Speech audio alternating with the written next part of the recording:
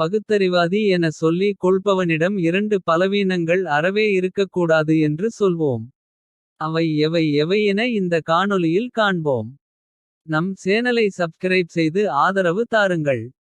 உங்கள் ஆதரவு இருந்தால் இன்னும் நிறைய விரிவாக ஆராய்ந்து எழுதலாம். பேசலாம். இனி காணொளி. நாம் குறிப்பிடும் இரண்டு பலவீனங்கள். ஒன்று பணத்தின் மீது பற்று கொள்ளல். இன்னொன்று பயம் கொள்ளல். இந்த இரண்டும் ஈரோட்டு கண்ணாடி அணிந்த தீக்கவினரிடம் அதிகப்படியாக இருப்பதாலேயே. அவர்களிடம் நாணயமான பகுத்தறிவை தேடினாலும் காண முடியாமல் போகிறது. கரும்பு இனிக்க வேண்டும். இனிக்கவில்லை என்றால் அதனை கரும்பென சொல்ல முடியுமா? பகுத்தறிவு சிந்திக்க செய்ய வேண்டும். சிந்திக்க வைக்காத தீக்கவினரின் பகுத்தறிவை பகுத்தறிவு என கொள்ள முடியுமா? பகுத்தறிவாதி என சொல்லிக் கொண்டு ஏன் இவ்வளவு மானக்கேடானவர்களாக இருக்கிறார்கள் என்று தான் இவர்கள் எல்லோரையும் சிந்திக்க வைக்கிறார்கள். உதாரணத்திற்கு இவர்களின் பகுத்தறிவு லட்சணத்திற்கு அடையாளமாக அவர்களின் பத்திரிகையில் வந்த செய்தி ஒன்றையே எடுத்து பார்ப்போம். உலகின் ஒரே பகுத்தறிவு பத்திரிகை என்று தன்னை பறைசாட்டிக் கொள்கிற விடுதலையில். உலகெங்கும் மதவெறியர்கள் என்கிற தலைப்பில் ஒரு செய்தி. செப்டம்பர் 27 2016 நாள் விடுதலை பத்திரிகையில் வந்திருந்தது. அந்த செய்தி ஆசிரியர் கி. வீரமணியின் பயம் என்கிற பலவீனத்தை வெளிச்சம் போட்டு காட்டுவதாக இருந்தது. அந்த செய்தியிலிருந்து ஜோர்டான் நாட்டு எழுத்தாளர் நஹெக் ஹட்டர்.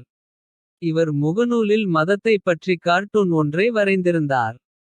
மதத்துவேஷம் என்று கைது செய்யப்பட்டு சிறையில் அடைக்கப்பட்டார். பிணையில் வெளிவந்த அந்த எழுத்தாளர் வழக்கு தொடர்பாக ஜோர்டான் நாட்டு தலைநகரமான அம்மானில் உள்ள நீதிமன்றத்திற்கு சென்றார். நீதிமன்றத்திற்கு அவர் சென்றபோது மதவெறியர் ஒருவர் மறைத்து வைத்திருந்த துப்பாக்கி மூலம் 3 முறை சுட்டார். மருத்துவமனைக்கு கொண்டு சென்றனர். சிகிச்சை பலனின்றி மரணம் அடைந்தார். சுட்டுவிட்டு ஓடிச் சென்றவன் பிடிபட்டான். மதம் எந்த மதமாக இருந்தாலும் சகிப்பு மனப்பான்மையற்றது என்பதற்கு இது ஓர் எடுத்துக்காட்டு. மதமற்ற உலகமே மக்களின் மகிழ்ச்சியான அமைதி தவழும் உலகமாகும் என்று எழுதி இருந்தது விடுதலை செய்தி. விடுதலை சொல்வது போல் மதமற்ற உலகமே மக்களுக்கு மகிழ்ச்சியை தரும் என்பதில் யாருக்கும் மாற்றுக்கருத்தில்லை. அந்த மதமற்ற உலகம் என்று உதயமாகும் உலகில். பகுத்தறிவாளிகள் தம் பணியை அச்சமின்றி அறிவு நாணயத்துடன் செய்கையில் மட்டுமே அது சாத்தியப்படும். ஆனால் பகுத்தறிவாளி என சொல்கிற தீக்கவினர். ஈரோட்டு கண்ணாடியினர் அவ்வாறு அச்சமின்றியும் அறிவு நாணயத்துடனும் இருக்கிறார்களா? இல்லை என்பது தான் ஆணித்தரமான உண்மை. அப்படியிருக்கையில் மதமற்ற உலகம எப்படியமையும்? மதவாதிகள் அவர்கள் வேலையை செவ்வனே செய்கிறார்கள். அதே போல் பகுத்தறிவாதிகள் தங்கள் வேலையை அதாவது பகுத்தறிவை மதம் பார்க்காமல் காட்டுகிறார்களா என்றால். பயம் கொண்டு எந்த மதத்திடம் எவ்வளவு பகுத்தறிவை காட்டுவது என அளவுகோல் வைத்துள்ளார்கள். மேலே கண்ட கி. வீரமணியின் விடுதலை பத்திரிகை செய்தியையே பார்ப்போம். மதம் மதம் எனக் கூறி குறிப்பிட்ட அந்த மதத்தை எவ்வளவு சூதானமாக. மதத்தின் பெயரை கூட குறிப்பிடாமல் மதவெறியை கண்டிக்கிறார்கள். அறிவு நாணயமற்றவர்கள். ஒரு மதவெறியன் நாத்திகன் ஒருவனை சுட்டுள்ளான். மதத்தை பற்றி கார்ட்டூன் ஒன்றை வரைந்திருந்தார் என சொல்லுகிறார்கள். எந்த மதத்தை பற்றி கார்ட்டூன் என சொல்லவில்லை. ஏதோ கடனுக்கு செய்தி போட வேண்டும் என போடுவது போல் அந்த செய்தியை போட்டிருக்கிறார்கள். அவனை மத வெறியர் என மரியாதையாக அழைப்பதிலிருந்தே கி. வீரமணியின் பத்திரிகை. மத தீவிரவாதிகளை எவ்வளவு பயபக்தியோடு அணுகுகிறது என்பது தெள்ளத் தெளிவாய் தெரிகிறது. ஈரோட்டு கண்ணாடிகாரர்களா சம்பந்தப்பட்ட செய்தியில் குறிப்பிடப்பட்டிருக்கும். அந்த மதத்திற்கு இன்னும் பெயரே வைக்கவில்லையா அல்லது ஈரோட்டு கண்ணாடிக்காரருக்கு அந்த மதத்தின் பெயர் தெரியவில்லையா? கொலையாளி துப்பாக்கியால் எத்தனை முறை சுட்டான் என்பதை கூட 1 2 3 என பக்கத்திலிருந்து பார்த்தது போல் எண்ணி. சரியாக சொல்லும் ஆசிரியர் கி. வீரமணி சுட்டவனின் மதத்தின் பெயரை மட்டும் கேட்க மறந்துவிட்டார் போலும். தானொரு பகுத்தறிவாதி என்பதே கி. வீரமணிக்கு அவ்வப்போது மறந்து போகும். குறிப்பிட்ட அந்த மதத்தின் பெயரை மட்டும் கேட்டால் பத்திரிகையில் பிரசுரிக்கவா போகிறார். செத்தவன் உங்களைப் போன்ற ஒரு நாத்திகன். அவன் கொல்லப்பட்டதை கண்டிக்கிற துணிச்சல் இந்தளவுக்கு தான் உள்ளது. உங்களைப் போன்ற நாத்திகன் என கொல்லப்பட்டவரை சொல்வது கூட தவறு. உங்களைப் போன்ற போலி நாத்திகனாக இருந்திருந்தால் அவர் துப்பாக்கி குண்டுக்கு பலியாகி இருக்க மாட்டாரே. அவர் உண்மையான நாத்திகர். போலி நாத்திகனான நீங்களோ மதத்தைப் பற்றி கார்ட்டூன். மதத் துவேஷம் என்று கைது. மதவெறியர் ஒருவர் மறைத்து வைத்திருந்த மதம் எந்த மதமாக இருந்தாலும் என்று குறிப்பிட்ட மதத்தைப் பற்றி மதம். மதம் மதம் என்று குறிப்பிடுகிறீர்களே ஒழிய அந்த குறிப்பிட்ட மதத்தைப் பற்றி நேரிடையாக.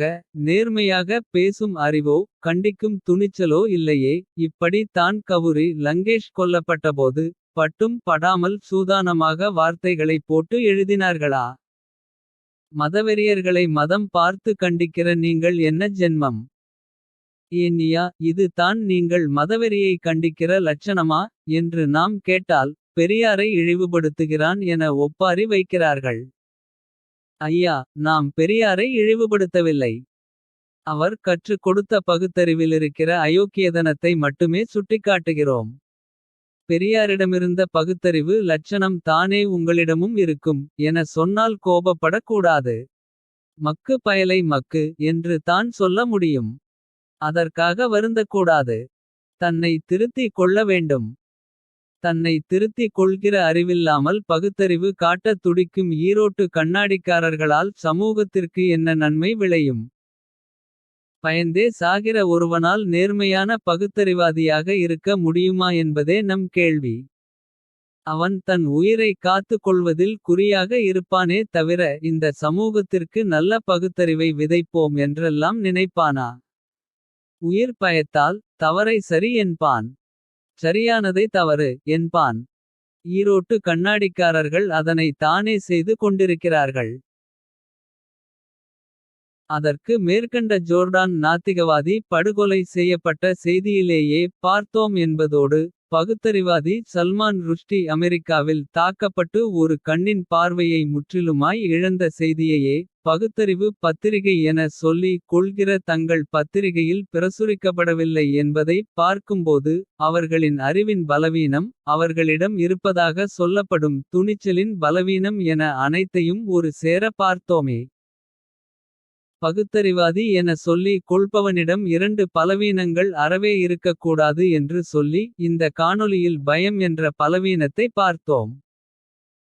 மற்றுமொரு காணொளியில் பகுத்தறிவாதி என்பவனிடம் பணத்தாசை என்கிற பலவீனம் இருந்தால் என்னென்ன அனர்த்தம் நிகழும் என்பதை பார்ப்போம்.